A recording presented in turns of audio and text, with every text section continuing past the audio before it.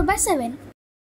Media మిత్రులందరికీ కూడా నమస్కారం తెలియజేసుకుంటూ, మరి నిన్న ఏదైతే వైఎస్ఆర్ కాంగ్రెస్ పార్టీ నాయకులు మా మీద చేసినటువంటి ఆరోపణలు ఏవైతే ఉన్నాయో దాని మీద వివరణ ఇవ్వడం జరుగుతుంది.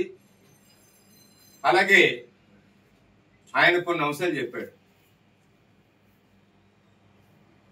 ఇంకా ప్రతిసారి చెప్పిన స్థాయి అంటున్న స్థాయి గురించి అతని స్థాయి ఏటో నా స్థాయి ఏటో నేను మాట్లాడిన దానికి స్పందించినటువంటి ఆ నాయకుడే మా స్థాయి ఏటో గుర్తు చేశాడు. ఇకపోతే పోలవరం పుష్కర్కే దాదాపుగా 14 ఎకరాలు ఎంతో మేము త్యాగం చేసాం మా గ్రామం తరపు నుంచి అని చెప్పాడు. అంటే రామారావు రాజా ఒకడే ఇచ్చాడా పుష్కర్కి పోలవరానికనే, లేకపోతే మొత్తం ప్రతి గ్రామం నుంచి ఆ కెనాల్ ఎలాగైతే వెళ్ళిందో అందరూ ఇచ్చారా?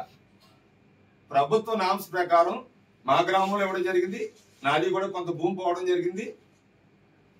అలాగే ప్రతి విలేజ్ లోని ఎవరైతే కరెక్ట్ అయ్యిందో అంత భూమి పోయింది. ఆ రోజు 3,50,000 ఎంతో వచ్చింది. 3 లక్షలు 2,80,000 ఎంతో కానీ వచ్చింది. ఆ రోజు ల్యాండ్ కూడా తక్కువే. మరి నేనంతా త్యాగం చేశాను పాపం రైతులందరికైనా చెప్తున్నాడు. అంటే ఇచ్చాను, మళ్ళీ దాన్ని నేను ఆక్రమించుకుంటాను, అక్కడ ఎవరో సోదరులు ఉంటే వాళ్ళందరినీ ఖాళీ చేయించి అది నేను ఆక్రమించుకుంటాను అని చెప్పేసి కూడా అతనే ఆ మాటలోనే తెలిసిపోయింది. ల్యాండ్ ఇచ్చాను, మళ్ళీ నేను దాని మీద మసులుతానండి. ఇక 2009-14లో మా గ్రామంలో ప్రజారాజ్యం పార్టీకి చిరంజీవి మీద ఉన్నటువంటి అభిమానంతో 1000 ఎంతో మెజారిటీ వచ్చింది అన్నాడు. అంటే ఒక్కడే ఉన్నాడు అప్పుడు. ఆ రోజు వెంకటేశ్వరరావు లేడా, ఇంకా నాయకులు లేరా, సర్పంచులు గటానే? అంటే రాజా ఒక్కడే చేస్తేనే 1000 వచ్చిందా?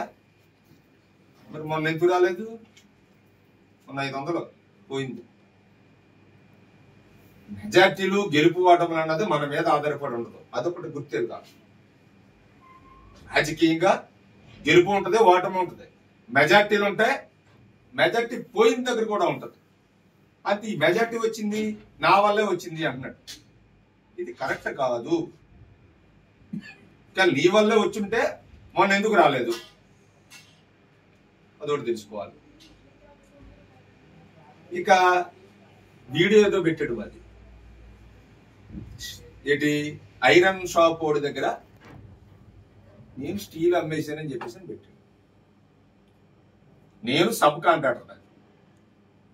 నీకు అందుకే చెప్తున్నాను, పదే ఇక్కడ చెప్పేవాడు ఎవరైతే ఉన్నాడో ఆ దొంగను కూడా నువ్వు అడగాల, పూర్తిగా తెలుసుకోవాలని చెప్పేసి నేను అంటున్నాను. నేను ఆ రోజు నుంచి కూడా దాదాపుగా నేను సబ్ కాంట్రాక్టర్ గా చేసేటప్పుడు అందులో నాకు 10 నుంచి 15 లక్షల వరకు డబ్బులు ఇవ్వాలి ఆ కంపెనీ.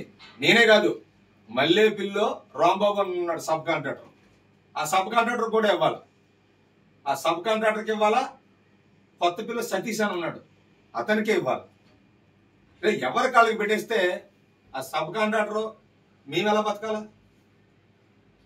పెట్టుబడి పెట్టి చేసాం, వాళ్ళు ఇవ్వలేని పరిస్థితుల్లో మా దగ్గర మెటీరియల్ ఉంది తీసుకోండి అని చెప్పేసి వాళ్ళు చెప్పడం జరిగింది. ఒకవేళ మనం పట్టుకుపోయాం దొంగసాటిని, మీరన్నట్టే పట్టుకెళ్ళాం, కేసు పెట్టాలి కదా కంపెనీ వాళ్ళు, మా సామానం పట్టుకుపోయాడని. మీ గవర్నమెంటే కదా ఆ రోజు, వైఎస్ఆర్సీపీ అధికారంలో ఉంది. మరి మైటాస్ కంపెనీ మా మీద కేసు పెట్టాలి కదా. అయితే 15 లక్షలు మీరు ఇచ్చేసినా పర్లేదు మాకు. అంటే మన సైకిల్ కానీ మన సామానం కానీ మన సబ్ కాంట్రాక్టర్ చేసేటప్పుడు మరి ఇవ్వలేని పరిస్థితుల్లో ఆ కంపెనీ వాడు నేను ఇవ్వలేను, ఇది పట్టుకుని మీరు తీసుకోండి అని చెప్పినప్పుడు అది అమ్ముకోవడంలో తప్పు ఏమైనా ఉందా? ఇప్పుడు ఉంది నా దగ్గర సామాను, మీకు కావాలంటే వీడియో చూపించాలి. కంపెనీ వాడు మాకు ఇచ్చింది. వాళ్ళు కూడా లాస్ట్ టైం ఆప్షన్ పెట్టేశారు ఎత్తేసేటప్పుడు. ఇక్కడ మెటీరియల్ కానీ అక్కడ ఉన్నటువంటి మెటీరియల్ కానీ ఇది జరుగుతా తెలుసుకోకుండా మేమేమి గంజాయి వ్యాపారం చేయడం లేదు, డ్రగ్స్ వాడతలేదు, డ్రగ్స్ వ్యాపారం చేయడం లేదు. 420 సన్నాసులు అన్నారు. ఒక నాయకుడి దగ్గర ఉంటా వేరే నాయకుడితోటి పని చేయించుకున్నటువంటి వాళ్ళని ఏమంటారో, సన్నాసులు అంటారో, పోర్టొట్టీలు అంటారో అది మీరు ఒకసారి తెలుసుకోండి. నా వయసు 62, నా రాజకీయం 48 సంవత్సరాలు. అయ్యా నర్సం గారు, తోట సుబ్బారావు గారు, మొదటి పద్మనాభం గారు, గుప్పు నెహ్రూ గారు, ఇది కామన్ అండి రాజకీయ పరంగా. అయ్యా సంవత్సరం అయిందండి కూటమి అధికారంలోకి వచ్చి, కూటమి గవర్నమెంట్ వచ్చి సంవత్సరం అయింది సార్. సంవత్సరంలో నెహ్రూ గారి రాజధానిలో టీసీ రోడ్, ఓ రామాలయం, ఓ శివాలయం, అక్కడ శ్మశానం దగ్గర సీడీ, ఈ సంవత్సరం లోపులోనే ఆయన చేసి ఎన్నికలుగా రాజకీయంగా ఉన్నది తప్పుడుగా మాట్లాడకూడదు. నాయకుడు ఒక ఎమ్మెల్యే అంటే దేవుడండి మాకు. అలాగే ఎప్పుడు కూడా చేదోడు వాదోడు జూపూరి నెహ్రూ గారు మనకి ఎప్పుడు అందుబాటులో ఉంటారు సార్. మరి 2004, 2009, 2014 నర్సం గారు అధికారంలో ఉన్నప్పుడు మా ఊరికి ఇంత పని చేయాలి. 2004లో ఫైట్ చేసాం సార్, చాలా తగ్గుతుంది. మాకు దాము కూడా పెట్టలేదు అయ్యా. 2019 పోయింది, 2014లో మళ్ళీ ఎంపీ అయ్యారు. మరి ఈ లోపల సంవత్సరంలోని ఇసుకన్నది రాజకీయంగా తిరిగారు సార్. సుబ్బారావు గారు, నెహ్రూ గారు, నర్సం గారు కాదు. మా గ్రామంలో ఉన్న కుర్రోడు పెద్దలు 10 మంది ఏకమంపి ఇసుక ఆపేసాడు. వైసీపీ గవర్నమెంట్లో ఆపేస్తే ఒక కాఫీ మేత్రి బెక్కబెక్కలాడిపోడు, హౌసింగ్ బోర్డు బెక్కబెక్కలాడిపోడు. మీకు దగ్గర వాళ్ళు కట్టుకుంటే ఎడ్ల బండితో తోలిచ్చారు సార్. ఎవరికి ఒక తాట ఇసుక కానీ మట్టి కానీ ఇవ్వలేదండి ఆ సర్పంచ్. అప్పుడు ఈ గవర్నమెంట్ వచ్చి ఒక కమిటీ చేసుకుని మన గ్రామం అభివృద్ధి చేసుకుందామని మన సుబ్బు చెప్పినట్టు ఆ రామాలయం కానీ తమ రొత్త వద్దురు కానీ ఆ టీచర్ రోడ్డు అది నెహ్రూ గారు ఇచ్చిందండి. ఈ ఇక్కడ రూపాయి 100, అక్కడ 100, అక్కడ మంటలం గుడి ఉంది సార్, అది కూడా అభివృద్ధి చేశాడు. ఇక్కడ రామాలయం, ఇక్కడ మన శివాలయం గుడి అంటే పయ్యారి 9 లక్షలు అయింది సార్. అయ్యా ప్రతి సంక్రాంతికి ఈ లబ్బర్ గుడి ద్వారా 3 లక్షల రూపాయలకి వాళ్ళకి ఇస్తాం. అందులో రూపాయి డబ్బులు దేవుడికి ఇస్తాం. 5 సంవత్సరాలు ఆ సర్పంచ్ గారు సిటీ సర్పంచ్ గారు చేశారు, రూపాయి ఇవ్వలేదు సార్. నిరుడు మనకు సుబ్బారావు అర్థంలో 8 లక్షలు వచ్చింది సార్. 8 లక్షల్లోని 2 లక్షలు ఖర్చు అయిపోయింది, 6 లక్షలు ఆ గోడ పెట్టాం.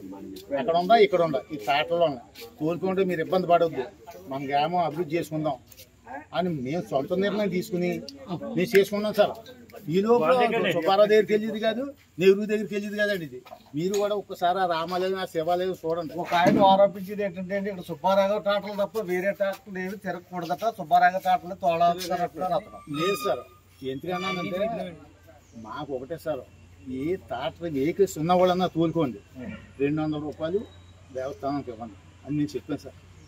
అయ్యా చెప్పి అందులో ఉన్నవాడికి 300 రూపాయలు కూలి ఇచ్చి వాళ్ళు ఏం చేస్తారు, 4 టాటలు 5 టాటలు తోడుకుంటారో ఆ 4 రోజులకు 3 రోజులకు 200 చొప్పున ఇచ్చేస్తారు. అది ఆల్రెడీగా మా కమిటీ దగ్గర ఆ రూపాయి ప్రతి ఒక్క రూపాయి కూడా మేము చేసిన అభివృద్ధికి దానికే ఖర్చు పెడతాం.